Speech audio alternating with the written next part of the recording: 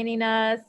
Appreciate you, and really excited. Katie and I, as we were planning these workshops, we were thinking about who our dream team was out there in this, in this nonprofit arts and cultural landscape. And we had the opportunity to put together a list of our dream team to invite to come in and be part of this workshop series.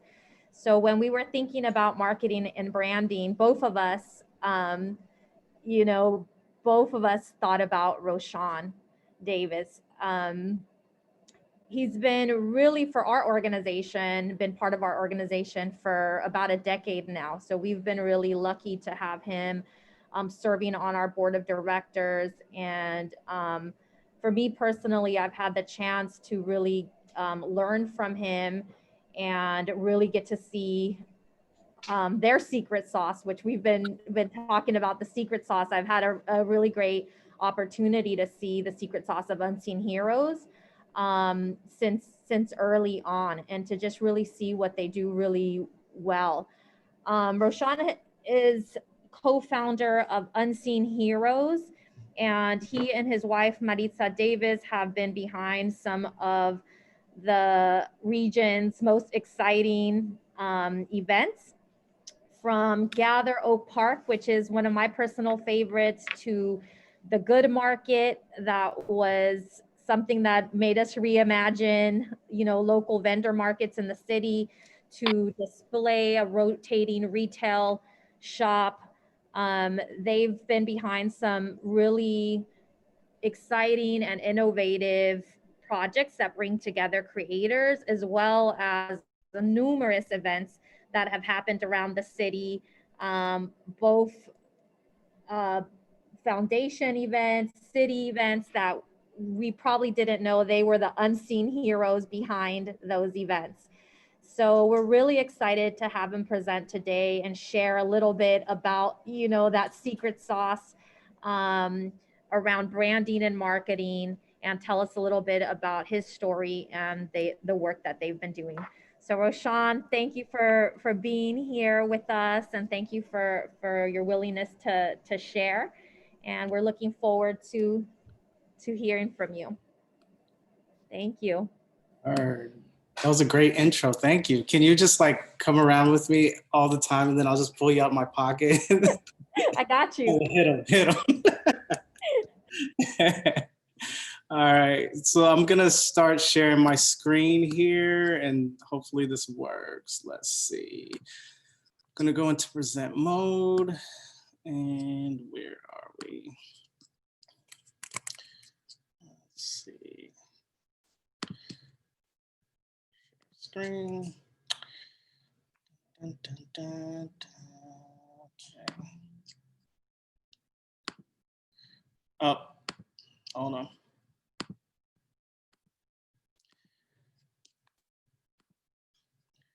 Someone has to give me access to share the screen.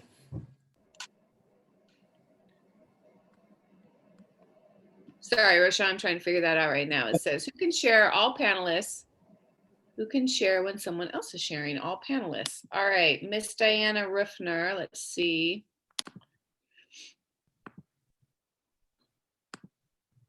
No. Oh, there it is. Okay, good. All right, so let me go here. And then I'm gonna go into the present mode. All right, let me see if I can pull this chat up, because I'm gonna need the chat. So as we start, I just wanna do a couple things. Like for me, I'm very talkative. I like to interact with people. So I need to see people in the chat and just like know that you're there with me, or I'll fall asleep. So let me see in the chat, like right now, how your morning's going. Type in how your morning's going.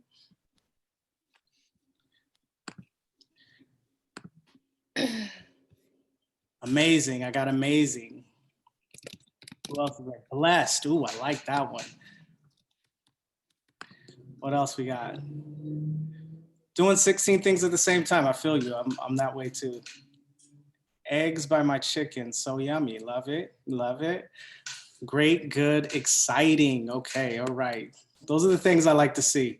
So I'm gonna do that often throughout this, just so you know. I need some coffee actually too, just so you guys know, just so I keep you on track and keep myself on track as we go through this.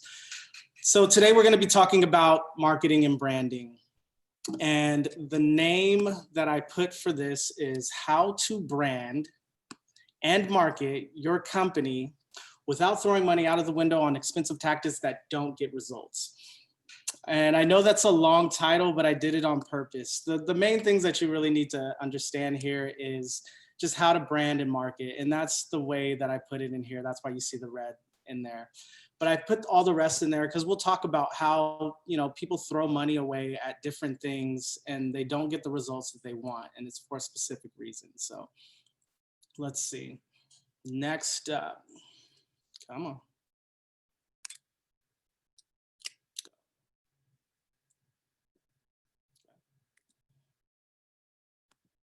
There we go. So I just wanted to talk a little bit about who Unseen Heroes is. Some of you guys might have heard of us. Some of you guys might have not. But one of the things that we say is our mission is just to create unforgettable experiences through interactive events and retail and now media experiences. You know, pre-pandemic, this is what life looked like for us. It was a beautiful thing, you know, people in the streets, you know, 3,000 people in the street, packed retail spaces, you know, people traveling on RT to walk into Doco to do a dinner en blanc. Yeah, a lot has changed since then, but it's still what we do at the core. So I just wanted to kind of go over like what our concepts are and what people know us for. So here we have our retail concepts. So Display California, like Estella said, we focus on local makers and designers. And we've been doing that for Black Friday will actually be 7 years. We've held down the corner in Oak Park doing different pop-ups and retail experiences.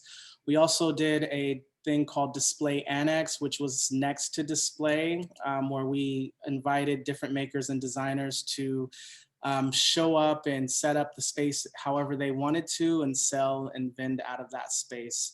So that's our retail concepts.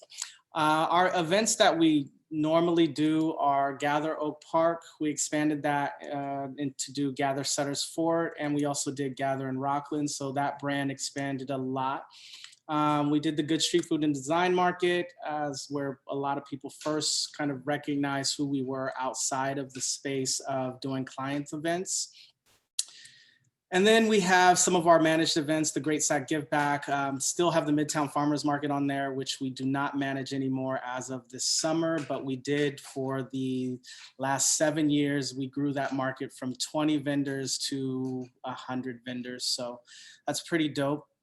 Our newest market, which we launched in this pandemic, is called Neighborhood Market. And this is some of the marketing and the branding that we have been putting out.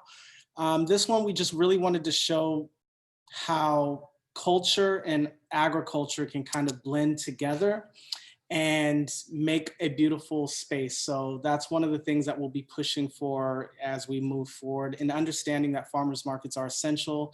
A lot of the vendors that we deal with, and I call it an ecosystem, were really affected when there were no more events.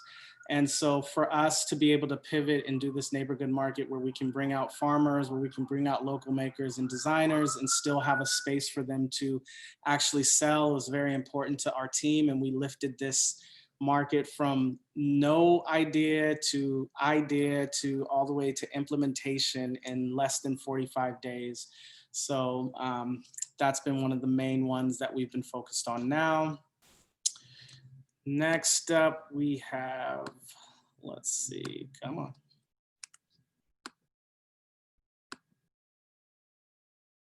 Uh-oh, it's going too far,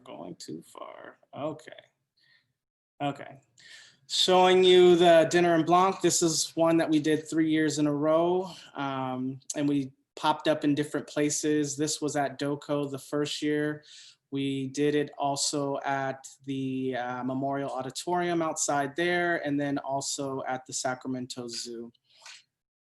This is Gavin Newsom's inauguration. He had a 3-day activation, and we were responsible for the second day, which was the family-friendly event. And this is the event that we did there. And then here are some of our clients that we work with. We just always like to show kind of who it is that we work with and all the different spaces that we work: government agencies, PBIDs, nonprofits, corporate, cities, developers. That's kind of like our client list. So who am I? There was this quote and I loved it, so I put it in here. It says, Roshaun sees a city as a place where ideas come to reality and where individual potential is limitless. For me, I started a long time ago when I graduated high school and I got into music. And music was one of the things that just really inspired me. I went through a lot of different elements of hip hop, the hip hop culture. I tried to be a DJ, I tried to be a graffiti artist, I tried to be a, what other one is there, break dancer, but I really found my niche in emceeing. And so I started a hip hop group called Righteous Movement in about 2002. And from 2002 till about 2008 was when we were doing a lot of different shows. And I really say that I learned the ropes back then, and it led me to everything that I have now. So I always say like hip hop is that thing for me that has catapulted me into where I am now. I learned the ropes of marketing. I learned the ropes of booking my band. I learned the ropes of, you know, just publicity. And we didn't have a lot of money, right? And so I had to figure out ways for us to actually get the buzz and make ourselves known without having a lot of money. And that's when I really realized that you make more of an impact by not buying ads, but by getting people to talk about you. And so that's truly what we did back then. And from there, 2008, Maritza and I, which you see here, started Unseen Heroes. And it was actually to be a branding company, a marketing company, a PR company for my band. And so we were our first client. And so we did all of the PR, we did all of the booking, we did all of the marketing. And that's when our group started to like really blow up. And we were on the cover of magazines, we were doing Vans Warped tours, we were doing college tours. And a lot of folks started to see that were in the music industry and looked to us and said, hey, who the hell is doing that for you guys? And I was just like, it's just me and her, you know, like these are just things I learned from seeing the lack of that, you know, like I would look at these different bands that were out there and, you know, I'd be like, what do they have that we don't have? It's not talent, because we were very talented. And it was like, oh, I see that guy over there. That's their manager. Got it. We don't have a manager. And then I'd be like, okay, why are they in all of these blogs, or why are they in all of these, you know, like publications? And I was like, got it. They have a PR agency. We don't have a PR person, so let's fix that. And so I just literally started learning the ropes of all of those things. And I always tell this story because it's like very pivotal. I started Unseen Heroes before I met Maritz, in the sense of I started with our band and I said, look, we now have a manager, guys. We have a manager. His name is Sean Williams. And I was Sean Williams. And so I would tell all of them to, anytime anybody wanted to book you, anytime anybody wanted us to show up anywhere, anything, you just send them this email and they'll talk to Sean Williams. Well, it was me on the back end. And I was just like, hey, nope, they will not come out for less than this. You have to do this. You have to fill the writer. You have to do all these things. And it literally took our band up a notch, right? Because we now had management and people looked at us differently. That's awesome. Can I interrupt you really quick, Roshaun? Yeah. Mm-hmm. Okay, so that's amazing. So what I hear for that is that how that would help me is that it would help me get over imposter syndrome. If I sort of had this like pseudo identity that was literally the professional kind of sort of financing level up identity, I think that's amazing. And then I just want to say that we do have a question from Michelle, and I'm going to allow her to talk and ask the question. Yeah, yeah, for sure. All right, unmute yourself, Michelle. Michelle, what up? I don't see you though. Yeah, let's see. So she should be there. Oh, There's, no, so sorry. I actually don't have a question yet. oh, okay. Sorry, my question was I couldn't get on the webinar, but now I'm here. So Okay, good. Ray sent me the updated link, but thank you so much. All right, I'm gonna lower your hand. All right, so keep going, Roshaun. And I just want to say I love that part of your story. Like, so That's exactly what it was though. You know, it was like, it was a way for me to be like, nope, can't do it. And you know, we were just joking the other day, like Sean was really hard on people, but Sean got us the money that we needed and that we deserved, right, to do these things. So then when I met Maritza, she wanted to get into PR and entertainment. She was like, yo, I'd love to help. So then that's what took Sean Williams and Maritza Villegas to this point of I started to transfer everything over to Maritza because she could actually get on the phone and like be that front person for us. And so she acted as like the front facing manager and I still did the back end emailing.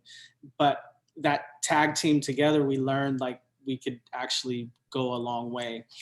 And so, you know, a lot of the artists and musicians started asking us, hey, can you do that for us? Can you know, help us with our PR? Can you help us with our marketing?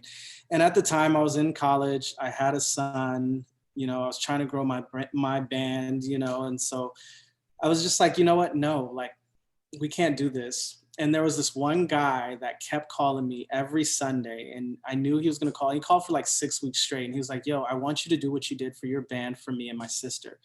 And I was just like, bro, I don't have time. And lo and behold, like I knew he was going to call on a Sunday and I was like, man, why do I keep saying no to him? And it just clicked for me. I was like, if we can get someone to pay me to free my time from working at the state job that I didn't even really like, then it would maximize my time in a way of allowing me to focus on that person, but then also focus on the things that I really wanted to do. And that click for me was just like, aha. And if I could do that, then I could take on another client and I could take on another client. And then I'd be doing what I truly love for 24 hours of the day. And so I looked at Maritza on that Sunday and I was like, yo, I think we should start a company, you know, and let's do it. And she's just like, okay.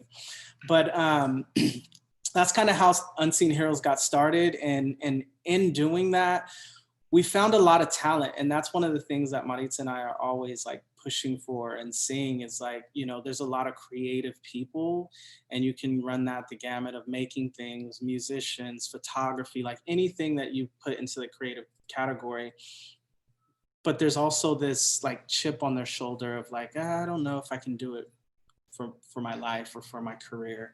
And so for us, it's always that thing of just like, you know, your potential is really limitless, you know, when you can sit in that space and you have the support around you and, you know, you can grow that thing. That's like something that we always talk to makers, designers, creatives about is like, no, like there shouldn't be this side gig, you know, like this can be your main gig if you really put the hustle and the drive into it. And so I say that for me, you know, coming from being this musician, artist, right, to now owning a creative agency where we're, you know, like in that bottom picture down here, it's like, that was the inauguration with Gavin Newsom where I'm shaking his hand and I'm walking him through the event, you know, like I've been able to give a TED talk, you know, I've been on the cover of magazines giving talks like this Play and Shop one that you see here that was in the Southwest Airlines magazine. And during that month, it was on every Southwest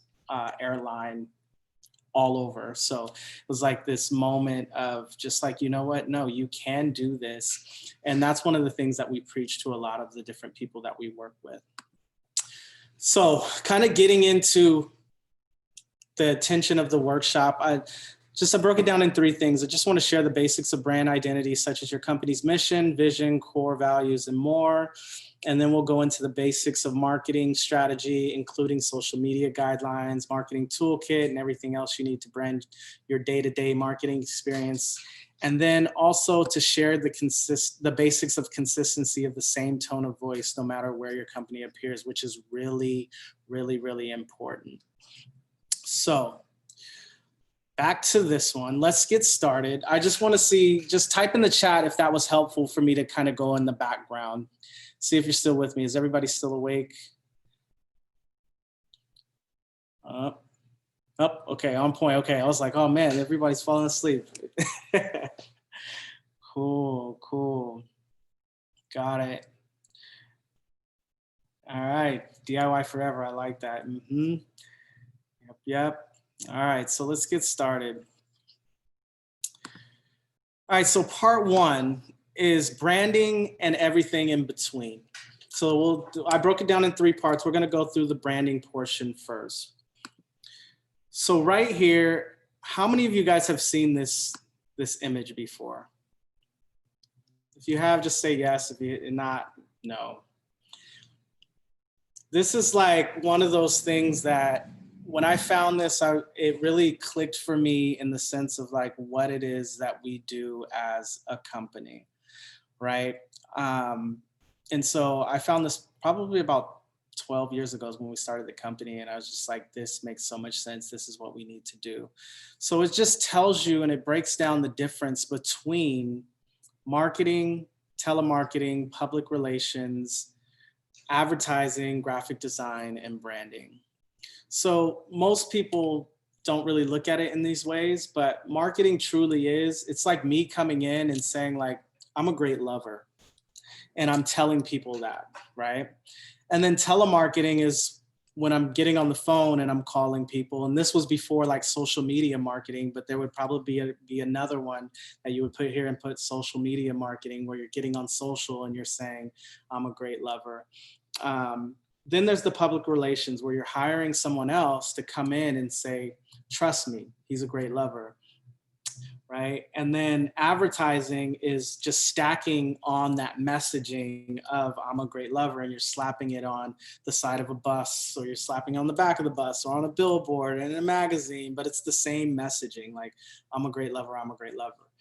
Graphic design gets into just putting a heart over it, but you're really just saying, I'm a great lover, just in a cool, very visual way. And then that branding piece is when someone sees it enough and understands it enough to know that you are before you even say that you are, right? And that's truly the difference when you're thinking about marketing and branding. So for me and for our company, like one of the things that we really focus on is we focus on actually being good in all of these, right? But truly it starts with branding and really understanding ourselves enough to understand how that other people will understand us. So this is our logo right here.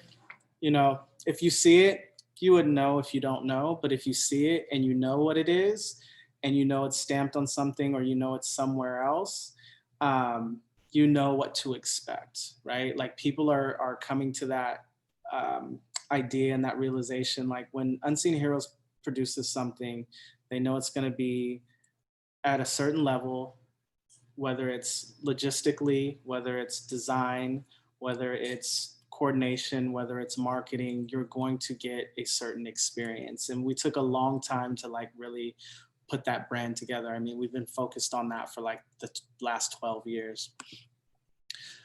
But a little bit of like what we say is we have a brand guideline, and that's one of the things I really wanted to share with you guys is our brand. And it's not a brand guideline, it's actually a brand guidebook. So we call it the UH Guide, and it's actually now 120 pages of how we do what we do. And so the thing that you have to really realize here is when you're building a brand, when you're establishing a brand, you have to understand yourself first and foremost, right? And then anybody in your organization, anybody that is working with you, they need to understand it as well. So this UH Guide, we give everybody on our team, and then also anybody who we like deeply partner with has access to this as well, so they can really understand who we are as a company and the culture that we have. So like I said, our mission and our tagline is we create unforgettable moments through events, media, and retail experiences. And it's just a paragraph that says Unseen Heroes' solid bond to community was built I always mess that word up, authentic, whatever that word is, you guys know what I mean, through being a member of and a champion. This guide really will reveal who we are, how we connect, and why it's important to do so. Being an Unseen Heroes means having positive impact on every community and person we encounter. So like I said, this goes out to every single person that is on our team. And then it has our mission to create unforgettable moments through interactive events. It has our essence. Our community is the core of what we do. Our vision is connection. We're focused on embracing, inspiring, and impacting community. This is done through creating spaces and places for all people to celebrate and connect. Our manifesto. So we have like a manifesto: find the good, innovate everything, be passionate, details matter, celebrate all wins, give a damn, be bold. And that's like one of the things that we always check ourselves on as well. When we're coming up with different ideas and we're coming up with different ways to either do events that we do or concepts that we do, or if we're doing it for a client, we always check back with our manifesto. Like, is this innovative?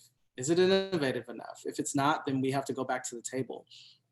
Are we passionate about it? You know, there's been a lot of contracts that we've had to turn down that, you know, it's just like, yeah, money is good, but we're not passionate about it, so we're not going to do a good job, right? And being in the details, like details really do matter, right? And anytime that we celebrate our wins, it could be a high five, or it could be, you know, us going out and doing something. Just really, we always have to remember to celebrate all the wins, and then just giving a damn. You know, we give a damn about our city, you know, and so we do things that are impactful to our city. And then also that bold part, right? Like just being bold and going to places that people, you know, a lot of times will tell us not to go. I mean, when we were doing the Good Street Food and Design Market in Del Paso, we had multiple conversations where people were like, are you going to be okay over there? Like, are you, same thing in Oak Park, you know, 7 years ago, you know, people were like, why are you guys going over there? It's like, because we're bold in what we do, and we go places that people won't go because we're connected everywhere. You know what I mean? And so that's just something that our manifesto is there just so we always remember to go back to that, right? And so our personality, right? We have a personality around our brand. We're creative, we're dependable, we're diligent, we're humble, we're inventive, inspiring, innovative, leaderly, passionate, purposeful, resilient, resourceful, very resourceful. We can do stuff on a small budget, you know, sincere, sociable. So these are all parts of our brand and our personality that we understand about ourselves. So when we're doing the work that we're doing, it always oozes this type of stuff. And then just lastly, real quick, sorry. Oh, Katie, yeah, go ahead. okay, can I have you go back to that last slide? How do I go back? I got it. Okay. Okay, awesome. So I was gonna say at 916 Inc., we talk about manifestos, and we've tried to get kids to write their own personal manifesto, because as a craft in the literary arts, like it means a lot to us and our medium. Mm-hmm. I think that in terms of creating a personal manifesto or a manifesto for your arts organization is really powerful. I think it's a different way to reframe vision. Yes. It's a different way to reframe values. And then I love kind of adding the personality to it, right? And so I think that would be a really great exercise to the organizations or the creative businesses, or, you know, just any artist on this call, to really do this exercise. And I think it's a more sort of creative, warm way that sort of gets out of kind of corporate speak, right? Corporate speak would say, this is our vision and this is our values, but this is way more aligned, I think, authentically with who we are. I think it gives us a little bit more freedom to say things like give a damn, right? I don't see that in a corporate values chart, giving a damn. But in this way, like, I think we attach to it more, and we might live and abide by it more if the format in which we narrate or give our values to matches us better, if that makes sense. I think it's more propelling. It sticks. That's it. It sticks better. Yeah. And that's, you know, like at the beginning of each year, we sit and we usually take, like, I'd say maybe like the first 3 weeks to go back through all of this stuff and really make it resonate. And that's the thing, is like, it has to resonate with you at your core in order for it to actually come from you in an authentic way, right? And we've grappled with all of these, like, all right, everybody here, are we all in agreement that we love to find the good in anything? And these are just the small versions, but we actually have like 2 sentences that say like, always find the good. And then the 2 sentences that what that means, and then innovate everything, and then what that means. But it's very important, and one of those things that you have to do if you're going to, especially in a that's part of the fun of being in like this creative field, is like, we get to do what we want. You know, we don't have to like fit into these boxes of corporate, you know, and that's been one of like the things that I've loved, is just like, oh yeah, we could, this is us, this is who I am, this is who I am authentically. So either you're going to do business with me or you're not, you know. That's great. I'm going to encourage everybody to take the time to do these exercises. I think that in our nonprofit sector, in the industry, and it's for everyone, you know, it's like busy, busy, busy. And I don't have the time to do that. Or how would I get my whole team together to spend, you know, 3 weeks or 3 hours? But this could, it's the work that changes things when we give intention to it seriously, when everybody's on the same page, and it builds culture within. And that is just, you're right, it just resonates. So I wanted to pause and give a big shout out to that. So For yay. sure. And there's a book that you guys should read. It's called Zag. That was where this, like, really, we got down to our brand at, you know. It's just basically, when everybody zigs, you zag. I love that book. And if you guys, it has like literally the steps. There's like 16 different steps that you really dive into all of these different things and kind of create what it is that we've created here. Let's see. Come on. Okay, there we go. So here are some of our core values internally, and I just wanted to share these with you guys as well. So this is what everyone gets when they get on board as well. We print these out, but these are like our core values as a team, right? So the process comes first in support of the team. We're really big on processes. We're really big on like step 1, step 2, step 3, step 4s. So the processes come first, but it's only in support of the team, because if everybody's doing what they're supposed to do in the core processes, that's how we best support our team. Have a positive mental attitude and strive to inspire, you know, like that's one of our core values that we always check in with folks on. And, you know, we do a lot of different things, like, you know, as a team, we'll go floating, and, you know, I don't know if you guys know about like floating, but we'll go floating, or we'll go meditate. We'll go do all of these different things to really get us in the right headspace in order to actually do the heavy work that it is to, you know, work in the community. We set clear expectations through proper communication. That's a big one with us. Just exercising expertise. Like, it's okay to be an expert and exercise that. You know, I think a lot of us get into the habits of like not understanding our expertise because we're trying to live up to a different standard or some other standard. But it's like, in each of your rights, you're experts. And so, you know, we always tell our team, like, exercise that expertise. And then be proactive and move with purpose, you know. So that's one of the big things that's big with us, is just making sure we're proactive and like we're moving with fiery intent. But those are the types of things that I just wanted to share with you guys. And it's because of this. It's like the golden rule. If you want them to understand you, you have to first understand yourself. And that means your organization. If you want your organization, if you want people to understand your organization, you have to understand your organization first, right? And that's the first golden rule of branding. So that's it. I just wanted to share that with you. Hopefully you guys got some stuff from that. Type yes in the chat if you're still with me, if that was helpful. Come on, I can't even see the chat anymore. Come on. No. Got some yeses. Johnny. Oh, Johnny's in here. What up, brother? Got it. So informative. Yep. Yes. Great. Hank. Most def. Yep. That's me. That's how I talk. Most def. Show. All right. Cool. All right, so we'll go on to part 2, which is marketing, and then everything in between, right? So I'm gonna pull this back up, right? And just kind of look at it again. Now, if you're talking about marketing, which is a very big part of like branding as well, although it's very different, it's like one of those things like, where do you start, right? And most people start with marketing. You know, they'll go out and they'll just be like, hey, I need to get more clients. I need to do this. I need to do that. Let's market. Or I need, you know, if it's a nonprofit, you know, we need more supporters. We need more donors, you know, so it just runs the gamut, and you just go out and say, hey, I'm a great lover. I have a great program. Check it out. This is who I am, you know. But what that does is really, you have to really understand what marketing is before you do it. And I think we all fall into this, you know, this cycle of seeing what people do and trying to emulate it and imitate it and not really understanding exactly what it is. So I just put it here.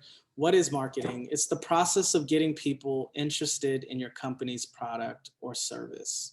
That's really different from like branding, right? Like when you're branding, you're really making people understand who you are at the core. But with marketing, it's the process of getting them interested in even understanding, right? So I always break marketing down, and I don't even know if this is correct, but this is just the way that I see it in my head. And so that's what we're going to go with. There's marketing strategy, which is very different from marketing coordination, which is very different from marketing implementation. And it's very different from marketing in the sense of amplification of it, right? And so there's a lot of different steps in this world of marketing, but what I really wanted to do with you guys today is just talk about the strategy portion of it, right? And just kind of breaking each down. The strategy is how you execute it before you even execute it. Thinking through all of the different pieces that are going to be there, going to be present, and going to get into that goal of getting people to be aware of what it is that you do. And then the coordination of it is just like the day-to-day moving parts, calling people, you know, calling the printer to make sure the flyers are correct. And then the implementation is just like the completion of all those things once it comes into the coordination, like falls through the coordination piece. And then the amplification is just all the different ways that you actually get it out there. And so those are the kinds that we focus on with Unseen. Come on.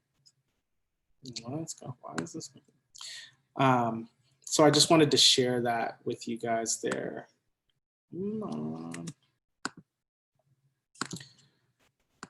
Oh, there it is. But it's back.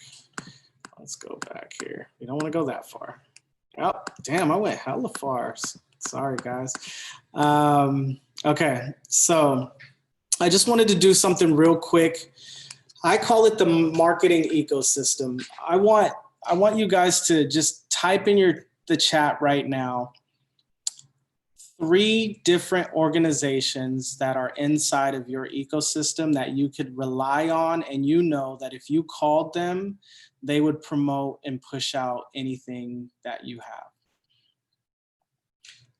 Let me just see 3 from everyone. And if you don't have 3, maybe just put 1.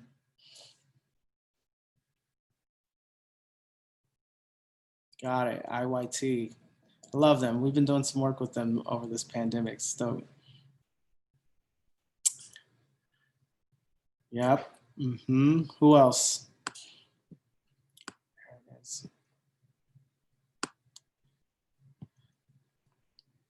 Got it. Comedy Spot, Uptown Studios, Creativity Plus, Creative Mornings, SAC Design Code, Desco, Alchemist, Summer Moon, Underground Bookstore, Oak Park Neighborhood Association, yes, Washington Neighborhood Center.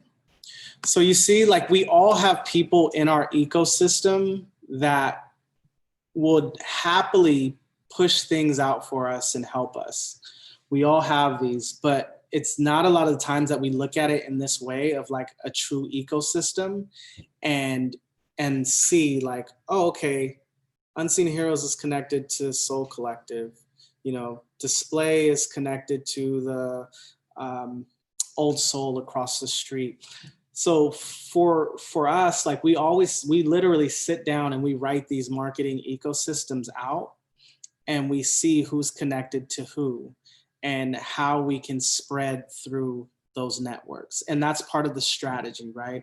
And this is just a visual that I look at that actually like helps me. I just put UH in the middle, and we'll get whiteboards or like white sheets of paper, and we'll say like, all right, who are we all connected to? Got it. Okay. These people will help us get this message out. And I'll never forget like a story that just really resonates with me in this marketing ecosystem that just really hits is when we were doing Gavin Newsom's inauguration. The third night or the nighttime activation was at Golden One Center. And we weren't responsible for producing that one. We were responsible for producing the daytime one. And there was this event agency out of San Francisco that was helping put that one on at the Golden One Center. And literally it was a week before the event. And because they weren't connected to the community, the numbers were at like 150. There was only 150 people that were actually going to be a part of like at the event when they were shooting for 7,000 people. And I always laugh at that because I'm like, you guys were so way off on that. But what they found is they didn't have the ecosystem of the community here. And so last minute, they reached out to us and they literally gave us 4 days. So no, it was 5 days. So they literally called us on the 1st of January, and we had an emergency meeting because numbers were at 150 and they needed them to be at 7,000. And I was like, hey, we have the connections to the community. All you guys got to do is give us the word and we can do this. And they were like, okay, go. And so in the next 4 days, we were able to push the numbers from 150 to 8,000 and just connecting with the different folks that were in our industry, right? And we sent out emails, we sent out text messages, we called people, and literally the campaign manager for Gavin Newsom looked at me during the event, and there's like tons of people in Golden One Center, and he looked at me and he goes, how did you guys do this? And I was like, we didn't even do anything. And his name is Adisu, and he's actually the one that did the Democratic convention this pandemic. I don't know if you guys saw that, but he was the one that produced that. But he looked at me and he goes, how did you guys do it? And I was just like, it's not just us, you know? And that's something that really like resonates with me and our team is it's not just us. That's why we call ourselves Unseen Heroes, right? It's all of the people in our ecosystems that we like really activated. We called folks and we said, hey, yo, can you get this out to your network? And they were like, bet, perfect, I got you, no worries. Okay, cool. Hey, can you get this out to your network? Yes, cool, got you. And we literally packed that place. And that's just the power of it, right? And that's one of the things that I want you guys to realize is this ecosystem, although you name it out, you know, and you have different people like Urban Hive, Cap City, Cultural Hub, Sacramento Observer, like all of these folks are actually connected to a lot of different people. And so that's how you spread the message. And that's part of the strategy that we use to spread messages is really just relying on our ecosystem that we built and we continue to maintain. And so I really want you guys to do the same thing. Just like sit out, you know, like sit down with your team or whoever it is and really think about all the people that would push your messages out, but then also think about how you can help them as well and push their messages out, right? And then that's when you have this beautiful space of like, yo, these guys are working together. Okay, cool. Because at that point, it's not competition, right? It's just this vibe that spreads out throughout the entire culture. And it makes the culture of the city better. And so some of the ways that we do this is like, this is part of our guidebook too. So the thing I did was pulled pages out of our guidebook, just so you guys can kind of see it. But this is how we do. We say, get your community involved, and then we show examples. So this is when we team up with Sac State, and they do like a Hornet Power Hour at Gather. And so they give out shirts and different things. And so we push it out, and then they also push it out as well. And so when you think about it, it's like, now you're seeing Gather promote Gather, and then you're seeing Unseen Heroes promote Gather, and then you're seeing Sac State promote Gather. But it's all this way of like leveraging these different communities that we have and promoting them. Then the next one we do is we create different print materials. So, you know, different collabs, right? Like, so we collab with West Elm, the West Elm that's on our street, and we do a lounge at Gather. And so we create co-branded materials like posters, flyers, we do drink tickets, environmental banners, so that then that way when anybody goes in West Elm, they see like a banner or a poster for Gather, and then there's like, hey, what is that? And it's people that we didn't necessarily have connection to that they have connection to. But then when they come to Gather and they see these banners up and they see the drink tickets and things like that, it makes sense. And again, going into that branding portion is like, they understand why they saw that. So there's different print material things that you can do. We also have this, which is like working with our logo. So we send this out to people and we say, look, this is how you work with our logo. But then we also give marketing toolkits as well. So anybody that we partner with, so like if you see in that top portion, any of those tents that you see out in that picture, they get a marketing toolkit. Any of the sponsors that we have, they get a marketing toolkit, and we literally do the work for them. So we make it easy for them to push it out, right? And inside the marketing toolkit, we have a folder that is just full of like the content. So we put like a guide, which I have in here, to let them know what hashtags to use, let them know how to, you know, like what like sample things to say. We give them the hashtag, we give them the posters, we give them the flyers, we give them different pictures from the event. We give them different videos that we produce. All the assets that we've created, we pass on to our partners so that they have like an easy way to do it, right? And so you might have seen these out there, but these are what we give to the different vendors. So you'll see it says, come find us at Gather. Our team makes these, you know, or we'll be at the Midtown Farmers Market. Our team makes these and makes sure that they go out to all the vendors so they have like what they need in order to promote and help, right? So it's not just us that is doing it. It's this whole entire ecosystem that we have developed. Hold on, Roshaun, I'm gonna pause. Mm-hmm. Okay.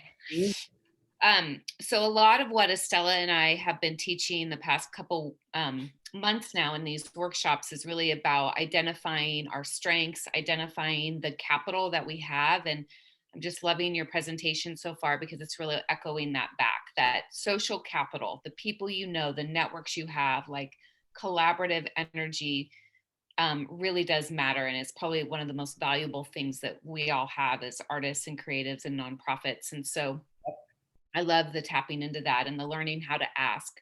I think the other thing, you know, a reason why 916 Sync and Soul Collective have been so successful too, is because we actually have a very unique brand. And I do believe in, I won't speak for Soul Collective, but I know in 916 Sync, when I was at the helm, and what I see them doing now is we create everything too. We do almost the exact same model, which is like, we do all the marketing, the content kits, we make sure everybody's on the same page, we're all using the same hashtags. And I noticed that, you know, I felt at one point it was our leadership responsibility to do that. And that having that sort of united, branded, marketed front actually attracted a lot of resources and volunteers and individual donors and participants and families to our program. And so I think it's easy to sort of put aside or overlook or say like, well, we don't know how to do that or whatever, but somebody needs to be at the helm doing that in a collaboration or for your organization, because it really does make a huge difference. So just wanted to echo that out. Yeah. And I would just add, Katie, that I agree. I think we also do the same thing. And it was a game changer when we were able to actually sit down as an organization and to really begin to think through the branding and, you know, what hashtags we were using, what color, what fonts. It really became a game changer in terms of visibility for our organization. So yeah, thank you. Mm-hmm. Yeah, it all matters, you know, and that's just one of the things that like you really have to just understand, you know. And I always look at things like energy, and so it's like that energy that you create and push out, then just goes and it goes into different networks, right? But this is like an example of the social media content strategy. So this is like a 6-page thing. I only put the first 2 pages in, but it's like we put goals here, right? So it's like this goes out to all of our partners and we say like, these are the goals. This is what we want to do, right? And so here are the platforms that we use. Here's the content types that we use. And we just send this out and let them have it. And then along with it, it's a link to our Dropbox, which has all of the elements in there. So then that way, you know, they have the same things. And then we'll work with them and say like, yo, what are you going to do here? Because we need content for our page too. So if you're going to do something special, let us know and we'll push it out. Let's see. So the golden rule on this one is just proper strategy leads to highly understood brands. So when you have that strategy down, you have a highly understood brand, whether you know it or not. You know, like I get a lot of times people come into the city and one of their first stops is to meet with us and they say, yo, I just got here and I talked to one person and they said, go talk to Unseen Heroes. And then I talked to another person and they said, go talk to Unseen Heroes. So there's something about you guys. And that's something that can't be bought, right? Or that's something that can't be sold. That's just a natural way of doing things and a natural brand creation that we've been able to foster over these last 12 years. And that's what really leads to it. It's the strategy of it that leads to those folks coming to us in that way, right? And so that's just the golden rule I wanted you guys to know there. And the last part is just the power of consistency and everyone being on the same page, right? And so you're starting to see that now as, you know, if you're thinking about this ecosystem that we've created, right? Or that you guys are going to be creating, or you already have created, just the power of being consistent with that. And then everybody inside of your organization and then everybody outside of your organization being on the same page as well. So kind of going back to this thing, right? Imagine if everybody in your organization was on the same page about marketing, about, we'll say social media marketing instead of telemarketing, about same page about public relations, same page about advertising, same page about graphic design, and same page about branding. And then you get someone that is strong in graphic design in the seat of graphic design. And then you get somebody who's strong in the seat of marketing in marketing, someone that's strong in public relations, someone that's strong in advertising. Now you have like this, you know, just strong organization that's moving forward at the same rate. And everybody has like very talented spaces that they sit in. And that's one of the things that are like important to us. But for most people, they have no brand, they have no strategy, and then they have half-ass implementation, right? Because they're looking at what other people do and trying to keep up with what other people do instead of going to that first level, which is understanding who you are, what you do, how you do it, and all of those different things that we talked about at first. And then they don't have the strategy, right? And they don't think about it through. And so then they have half-ass implementation. And that's where the money goes out of the window. I put it down the drain, right? Because then you're kind of just throwing money out of the window and you're doing these different things that aren't really getting the results. And it's because you really don't have a strategy, nor do you really think about your brand. And so that's just one of the things I want to like just share with you guys here, so you guys stop doing that. Or if you haven't, maybe you haven't done it, but maybe you're on your way to doing it. It's like the more and more that we have creative agencies, the more and more that we have nonprofits that are creative, especially in the arts and culture sections, right, that are doing things strategically and doing things right and doing things together, it changes the entire culture of the city. And you get people, and we're already seeing that, right? We're getting people from different cities look at us and be like, yo, Sacramento's pretty dope. I want to go there, you know? But the more and more that we do that, the more and more that we can actually leverage the money that we are making and make it into this ecosystem, and make sure that we're all feeding each other and learning from each other and passing money to each other. And, you know, that's part of like the creative economy of how that really works, right? And so that's just one of the things I wanted to share with you on that. Uh-oh, it's getting slow again.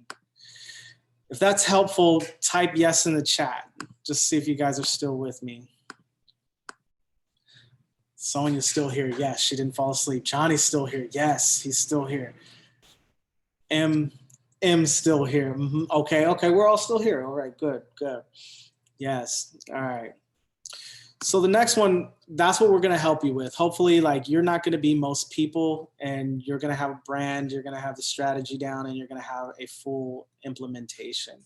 And through this is what I hope that leads to, right? So right now you already have like the brand identity, right? So if you were to literally just take those pieces that I shared earlier, or if you get the book Zag, you'll have your brand identity down. It might take you a little bit of time, but we're in a pandemic right now, so maybe we have a little bit more time. But it's important either way, right? You got to make the time.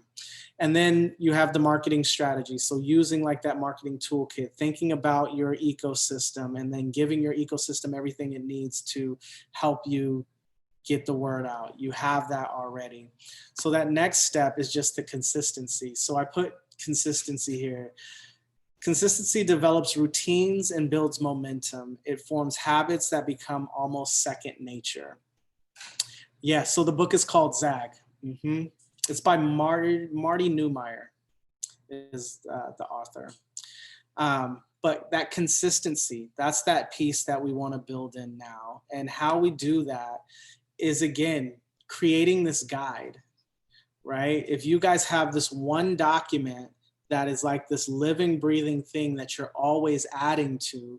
And like I said, ours is like 100 and something pages. I think it's like 120 something pages of different things that's just like are at our core. So anybody at any time can say like, oh, I can ask them and say, yo, where do we work at? And they can flip to page whatever in our guide and say, we work in Sacramento, San Francisco, Los Angeles, Long Beach, Pasadena, Berkeley, Emeryville, San Mateo, Lake Tahoe. Perfect. Yep, that's exactly where we work. And that becomes part of the consistency portion, right? So then we have things like about our work, right? And so this is just like a couple different paragraphs that show people this is what our work is about. This is what we do. This is about the community that we serve, how we got started. Then we have brand terminology, right? And so we're always speaking the same language. So when we say projects, we all know what we mean when we say projects. When we talk about sponsors or an experienced sponsor, we understand what we're talking about when we say an experienced sponsor. When we talk about the scene, everyone knows what the scene is on our team, right? Like when we talk about our media, we say UH Media. When we talk about the synergy of like the ecosystem stuff that I shared you, that's what we call unseen synergy. If we're talking and we're just saying unseen, that's slang for unseen heroes. It's all of these different things. And this took us a long time to build up, but it's helpful in the long run because anybody who comes into our organization now is really set up for success and can get it just straight off. We have boilerplate language in here, right? So we have what our goal is. We have how we operate, you know, the things that make us different. And it's like here at Unseen Heroes, there are a few things that make us different. We choose to do events because we wanted to bring cool shit to the city, and we believe now more than ever that the cultivators of cool shit starts within the community. So these are things that we all like learn as we come in, or people. We even have words not to use, right? So when we're out there inside, either in the general public, words not to use, or internal. Like one of the things we sat with and said about, all right, for our internal communication, what do we just would not want to use? And it's like task. And it's like, oh, yeah, no one really likes them. And they can be put off for another day instead of using a request. So we use a request. We don't say like, yo, I tasked you to do this, or, I have this task waiting. It's like, hey, I requested for this thing. Can you get that done? Because for us inside of our core, it's like a task, we can put that off for another day and slip on that, right? And then we even have like a glossary, and this goes from A to Z. So anytime, someone's saying like AV, it's like, what does AV mean? Read the glossary, right? And it goes like I said, it goes all the way down to Z, but these are like different pieces of language that are involved in our industry, right? And so a lot of these are like in the event industry, but that goes all the way down. So the golden rule on this one is the more that everyone in your organization is on the same page, the easier it is to be understood by all. And I say all, and I mean the public, right? And so it truly starts with understanding who you guys are and doing that work inside of yourself, inside of your organizations, to really then push it out and be this branded thing and market in a correct way that really resonates and gets people to understand who you are. So that's the end of my presentation. We can open it up for questions, discussions. Yeah, if that was helpful, type something in the chat so I know we're on the right page. That was great. Thanks so much. I know we have quite a few questions. I actually think what I should do is, if you could stop sharing your screen, Roshaun, I will go back over into there and see if I can just unmute everyone. Yeah. And we can just have a good conversation. So yeah, for sure. Let me see how to do that. Oh, I forgot about this. Let me just throw this in here, and I can put this in the thing, but I just wanted to put in, we're doing a 4-week training. I just wanted to share that with you guys, just like a 4-week training, the power of story and how to leverage it, the difference between brands and branding, how to win customers and influence people and put it all together and make real money. That'll be with our team that we're doing the training. And so if you guys want any information on that, it'll probably be in January, I think is when we have it set for. Just send an email to info@unseenheroes. And then just title it branding and marketing training. Yeah, but we could talk about that. Where's that stuff? Awesome, thanks. So I have made it so that all the attendees can talk, which means you'd have to unmute yourself to talk.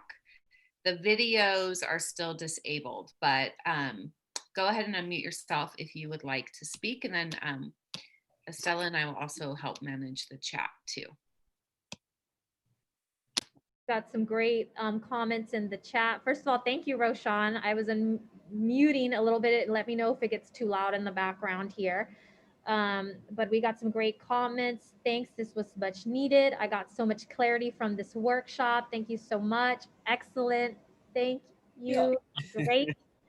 So you got all the love, all the praise, and just I'm echoing all of that. Fire, a lot of fire emojis. Ooh, fire emoji, air horn, bah, bah, bah, bah, bah.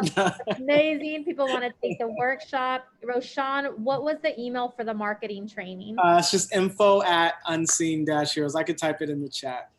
Perfect.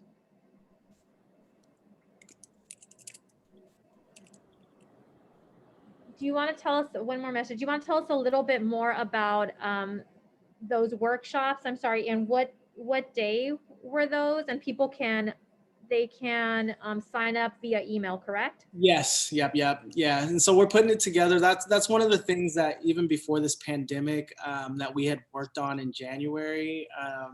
The first quarter, we kind of took off as a company. We took off the first quarter in plans of doing like different workshops and different trainings and different webinars and things like that to really help like get people to be wherever they want to be, right? And share this knowledge that we've had and just like push it forward and pay it forward.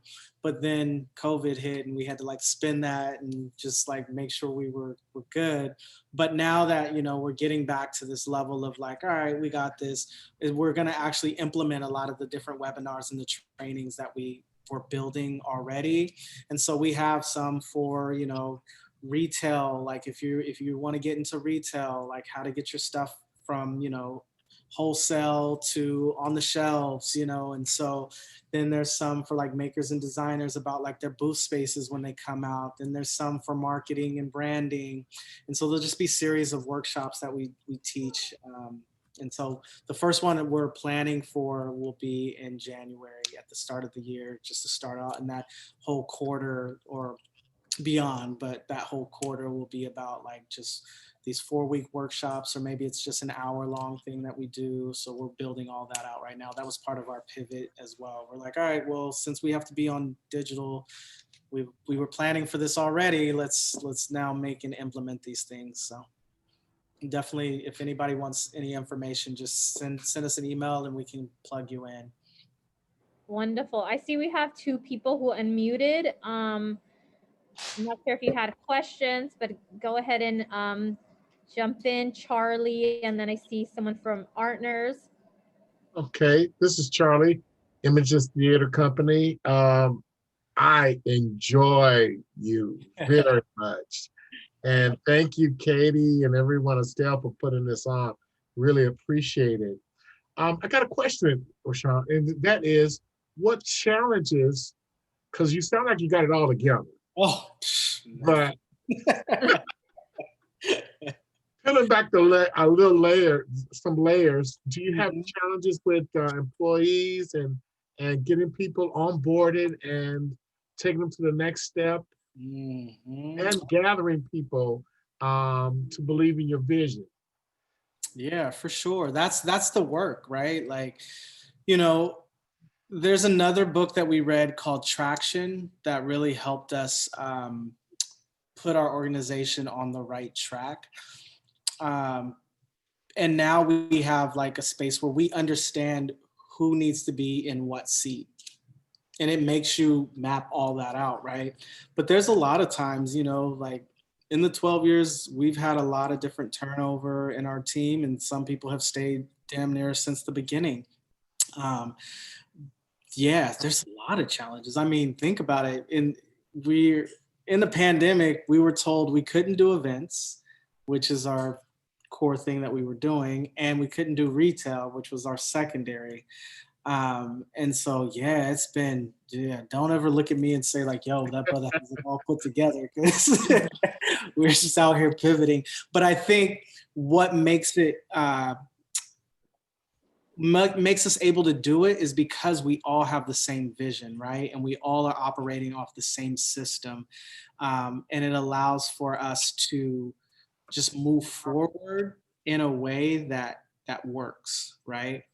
But as far as that goes, yeah, we're always checking each other. We have like different, like every quarter, we have this thing where we grade each other on how we're doing, right? Is this person, you know, like matching up to our core values? Does this person always, you know, come with a positive mental attitude? Does this person always get, you know, these requests done on time? Like, we really have to have those tough conversations if it comes in underneath, you know, and say like, hey, from the team with love, this is where you're ranking and you got to get it together. So then that's never easy, you know, but it keeps everybody honest and it keeps everybody inspired to move forward. Thank you. Oh, thank you. That's a good question. Great. We had some other folks that I saw had their mic's unmuted, so if you just want to jump in with your questions, that would be great. Hi, Roshaun. This is Katie Kuklis. I'm curious about how you all have pivoted, given that events were your bread and butter and retail was your secondary. Is it like, or is the investment just now in branding and marketing and offering trainings and workshops, or does that look like something different? Yeah, so for us, with events, farmers markets being essential, we created the neighborhood market, and that's been going extremely well. It's interesting just to see that like flourish. You know, we took it to Elk Grove in a space that, you know, we were talking with Elk Grove like probably this time last year about doing something, and it just kind of, we were trying to figure out what worked over there, right? And then when everything shut down, I think we were going to do Gather over there. But then when everything shut down, we were like, oh, can't do Gather. But then we were like, you know what? Wait, we were doing the farmers market and we kept seeing like, okay, farmers markets are essential. Pivot time. Let's do a farmers market and do another farmers market, you know? And so that's how we pivoted on the event side. So right now we're operating the neighborhood market in Elk Grove, and we're like, it's just taken off. It's interesting. Like, you know, we're talking to West Sac about doing one there. We're working with Square Root Academy to do one in Meadowview. We're talking with folks in Carmichael about doing theirs. And so it's just been interesting to see that pivot on that side. Retail, it's just kind of slow right now. And with everything on the unseen side that we've been working on, it's just kind of been on pause right now. We're not really focused on opening up retail. And our thing always, when we first started Display 7 years ago, was to reimagine retail and not do it in the same exact way. And so we were doing pop-up shops where we were doing, you know, 6 weeks or 8 week stints and then shutting down for 3 weeks and then building out a completely different store. And then doing that for another 6 weeks and then doing, you know, shutting down again. And I think we're going to go back to that model where we're doing just some more innovative retail, not just in that way of just, you know, open the doors and let people come in and shop, but let people experience stuff. So we've been working on that. And then with our clients, it's been just a lot, right? Like everybody had to pivot to do digital events. And so, you know, we've been helping like our clients do digital events. Because we have like media in-house, we have design in-house, we have marketing in-house, we were able to just like shift those things over and help our clients out in that way. So like last week we did a digital event with Planned Parenthood where we recorded pretty much the whole thing. It was different panels. And then we put it all together in one live experience. And then we really researched like different platforms to use. And so we coached them through that and put it on a platform that allowed for like live interaction.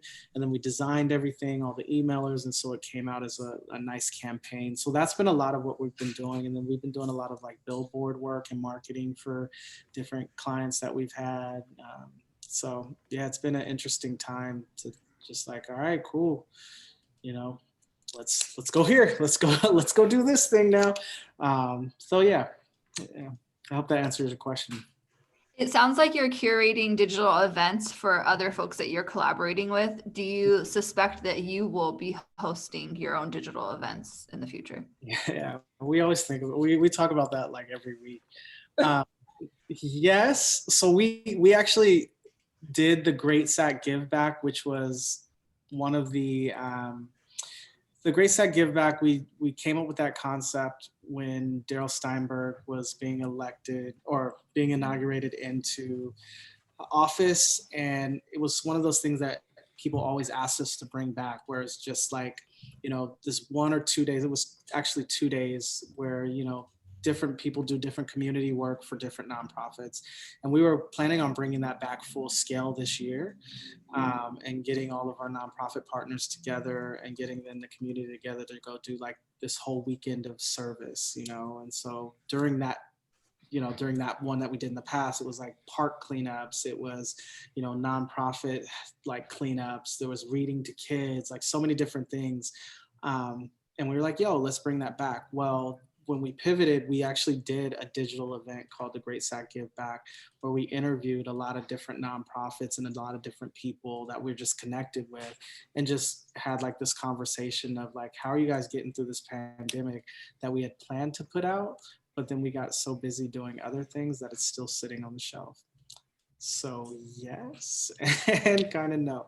But that's the thing about digital content that I preach to everyone is like, you can put digital content out today and no one will know the difference if it was filmed 3 weeks ago or today, right? And so digital content has a longer shelf life. So that's one of the things that, yeah, yes, to answer your question, we have the Great Sack Give Back. When we put it out, we'll see. But yeah, it's interesting. It's just an interesting time to do like digital events too. And we did do Gather online, which was dope. Like we did Gather at Home in May, and that one has like 11, almost 12,000 views right now, which is crazy because, you know, you think about at Gather in the physical, only like 3,000 people come out. But we do Gather online and put it in a digital space and it almost has 12,000 views. So digital travels a lot further. And that's one of the things that we had thought and projected and we're working towards, but this pandemic allowed us to like actually fall all the way into that and learn how to swim quickly. So. Thank you. Roshaun, what's some advice that you would give others for pivoting gracefully during this shout Yo, Ron's in here. Rated R, what up? Shout out to him. He's the one that DJ'd the Gather at Home. Gracefully pivoting, I think that is an oxymoron. There's no such thing as gracefully pivoting. Yeah, I think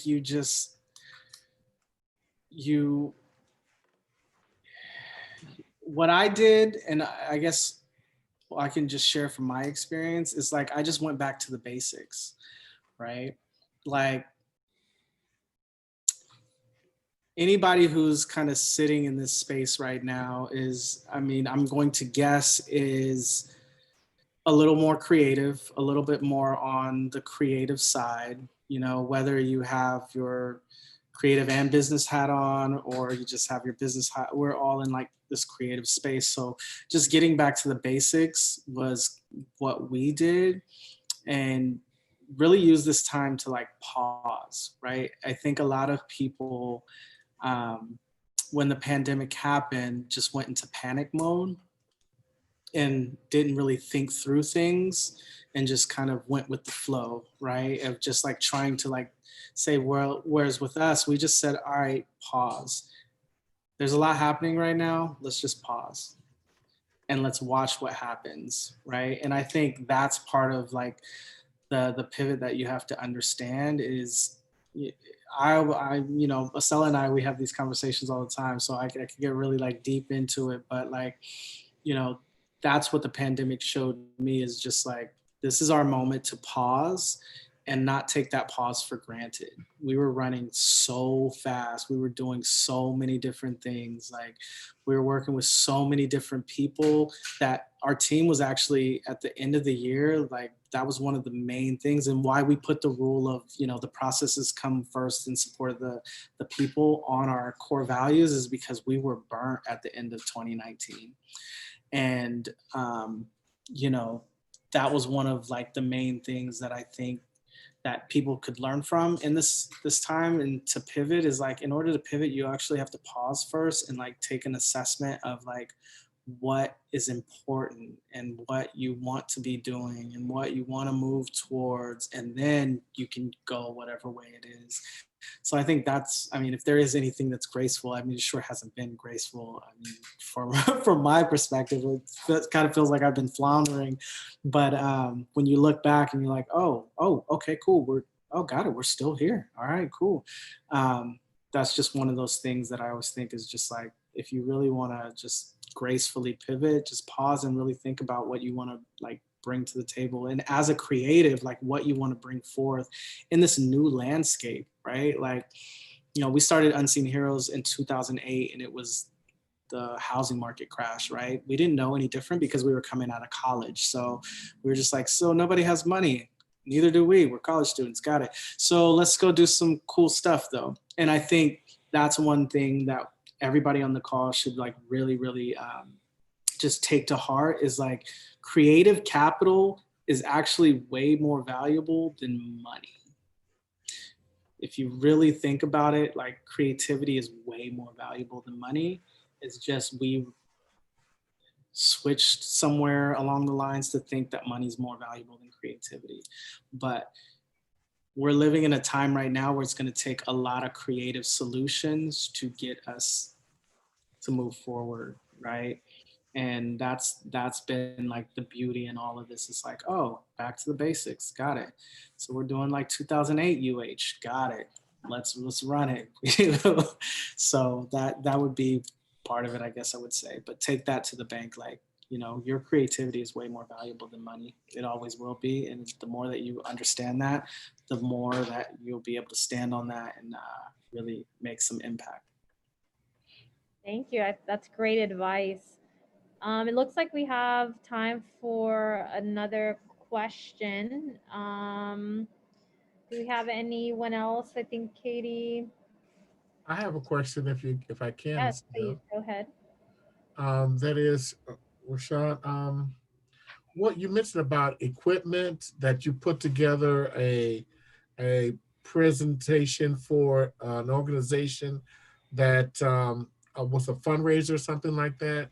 I'm not sure if I'm using the correct words, but what did you use? Did you use Zoom or is there something else more impactful than Zoom that if you're doing music, you know, like we do music, there's a lag. We find out if we're teaching something or there's that 4-second or whatever lag it is.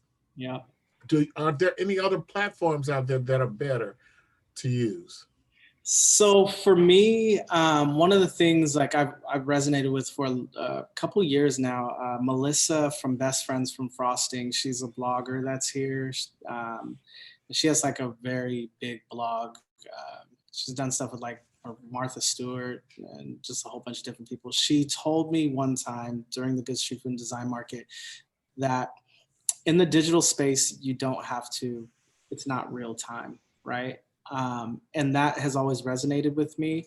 And so I share that with you because we don't do a lot of like live stuff because in the digital space, there is a lag and there's more stuff that can go wrong in that space. And, you know, I've seen people do like live Instagram things and, you know, it's always like a little bit of like a lesser quality. Whereas if you just pre-record it and you record it with great equipment and then you put it online, it's live to that person because they've never seen it before. Does that make sense? And so it's getting out of that idea of like, it has to be, again, like it has to be that way because everybody else is doing it. It's just like pausing it. And if you go on our Facebook page and watch that gather at home is a perfect example. Like while Rated R is like DJing, we asked different people in our network to like send in a video and it's like, hey, you're listening to Gather Online, peace, you know, and, or Gather at Home, you know, and when someone's watching it, they feel like it's live, like they're watching it for the first time, but it has a higher quality than if we were to try and do something that's really, really live. So it looks like it's live. But it looks like it's live. And that's the thing about digital, right? Is like for the first time, like when if this goes up online, like we're recording this right now, if this goes online tomorrow, whoever watches it tomorrow will get a live piece of it because they're watching it in their real time, you know? Right. And so that's just one thing that allows us to keep the quality high and put in graphics and you know, there's different other programs that you can use to like do automation of content and like have people say stuff and things like that. But at the basis, like if you were just to record a dope like video, whatever you were going to do, if it's a music, you know, segment or something, and then you can put different camera angles in or whatever it is, show off like different people playing different instruments, whatever it is, record it live and then put it on Facebook. Whoever watches it, it's going to be live to them. And then you don't have to deal with like the lags and trying to keep up with stuff that you're not really, you know, privy in, right? And that's one of the things that I'm always like thinking about is like, if I'm not really privy in it, then, you know, like either I'll have someone that I partner with that can, or, you know, I'll do it the way that I know how to do it because that's the way that I know it works. Thank you. Instead of doing something live and then it not happening or whatever it is. And it's like, well, damn, shouldn't have done that in the first place. So hopefully that answers the question. Perfect. Thank you. Thank you. And I know that one of the workshops that we have coming up is going to be tech and just like an introduction to some of those platforms and just giving some of that 101. So we'll be able to get a little bit deeper into some of that as well. Any other questions? Oh, it looks like we have a couple folks in the chat. We've used Vimeo Pro for a few of our pre-recorded events, which has been a great tool. YouTube Live also gives people the opportunity to chat during the experience, and that's from Amanda. Natalie said it is really challenging to get live music right. Also, we can get moderators to attend the chat and interact with the audience while you pre-record content is playing. Yeah.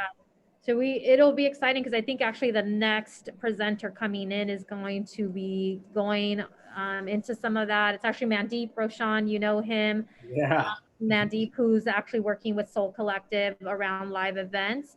And he also works with the Oakland School District as their tech lead there. So he's going to be presenting some of the different platforms and just basics of what they do so that it can help people figure out which platform may work best for the different type of events or presentations that you're doing. So it'll be an introduction into what's available out there right now. So that's going to be great.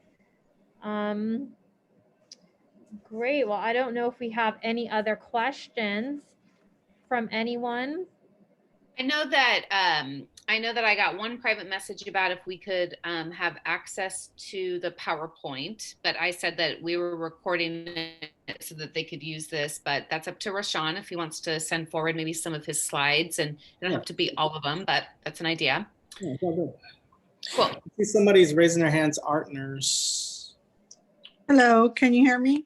Yes, we can. Hi, this is Teresa from Artners, and I have a question. Being that we're a creative service nonprofit, we also have our own businesses. So Marcos runs West Coast Images, and I run Pink Street Art, which are both creative for-profit programs.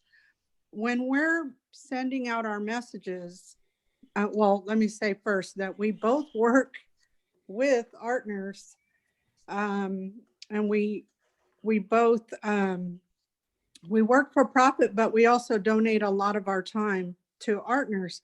When we're putting the message out there to the community, sometimes it gets confusing, like, you know, who are you? Are you Pink Street? Are you West Coast? Are you Artners? Who are you? How do you handle wearing multiple hats? And then we're the co-founders also. So it gets confusing at times, even for us. Like, who are we? What do you recommend? I think what would help you is actually that Zag book. And so for us, we're the same, right? Like I know for a fact that there's some people that walk past Display California and they'll be like, oh my God, I love Display. Like, love it. I'll shop there. And then someone will be like, you know, Unseen Heroes does that. And they're like, who? Or they'll be like, oh my gosh, I love Gather. And like, you know, Unseen Heroes does that. They'll be like, who? Or they'll be like, Unseen Heroes, I've heard of you. What have you done? Oh, we did this. What? You did? So we always have to like manage that, right? But I think one of the things that has really helped us is just understanding like we're just a house of different brands. And I think that Zag book goes into that. So you have a branded house and a house of brands. And so we're a house that has different brands inside of it. And so we're always mindful of how we manage those brands, and we take it through the same thing. So just how I showed you the UH guidebook, we actually have a Gather guidebook. We actually have a Display guidebook. So we actually go further into like understanding each of the different brands that we have underneath our umbrella. Does that make sense? And Yes. so if you do the work in that way, then it's okay to have the different operations and the different, you know, facets. It's just really being clear on when it comes out, and then you can think about ways. So one of the things that we always do when Gather was going on, we would push a message out from Display California and say, you know, so happy Gather's here, we'll be open until 7, right? And so then, or like we sell Gather merch inside of Display or now online at Display, right? So there's always that cross, and that's what we talk about with the UH synergy. There's ways that you can have like very like synergy between everything that you do if your strategy is correct in the way that you push it out. Okay. I will pick up those books. Thank you so much. Great. Well, thank you. I don't know if we had any other questions. Katie, was there anything else that you wanted to share before we close out? I did see you had a comment in there, which I don't think I had a chance to. Yeah, I just, my comment is just, I thought this was just awesome to hear Roshaun's story and his strategy and tactics. And I think that we tend to overcomplicate branding and communication, especially for those of us that are, you know, more grassrootsy and think that we need these, you know, Edelman, big branding, PR companies, and we really don't. It's really about using our social and cultural and creative capital to make it happen. So, and I just think that for me, one takeaway from Roshaun is just how intentional he is, and that really the power is getting very clear and very intentional with who you are, what you have to offer, your valuation. And then on the flip side, creating easy entry and access for people to align with you, right? Give them the content, give them the hashtags, make it easy for them to be with. And that all of that comes together, that's gold. So just want to say that. I've got nothing else. Thank you. Well, Roshaun, we really want to thank you for your time today and for sharing, you know, your secret sauce with the group today. We really appreciate it. And I want to thank everyone for taking the time to be with us today. Be on the lookout for the next workshops that will be coming up. And I hope everyone has an incredible day. Yep. Peace, Thank you. everybody. Thank you. Yeah, the next workshop, please come. It's the one about money. It's about your mental money mindset, and it's illuminating. And like I said, Katie and I really wanted to put our dream team together. So everyone that we are bringing are fire emojis. So we hope you can join us, you know, to really get to share from their wisdom and expertise. Have a great day, everyone. All right, peace.